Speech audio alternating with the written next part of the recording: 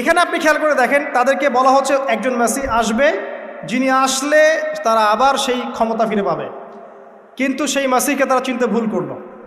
আল্লাহ পাক এখানে তাদেরকে পরীক্ষায় ফেলেছেন। আর একজন মিথ্যা মাসিহকে দিয়ে এদেরকে পরীক্ষা করা হবে, যাকে তারা সত্য মাসিহ মনে করবে, কিন্তু সে সত্য মাসিহ নয়, সে হবে প্রকৃতপক্ষে মাসিহুদ দাজ্জাল।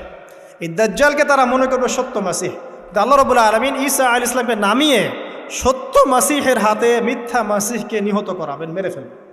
তারপর আল্লাহ রাব্বুল আলামিন সেই জায়গাটা মুসলিমদেরকে দান করবেন ইনশাআল্লাহু আযজা ওয়া জাল।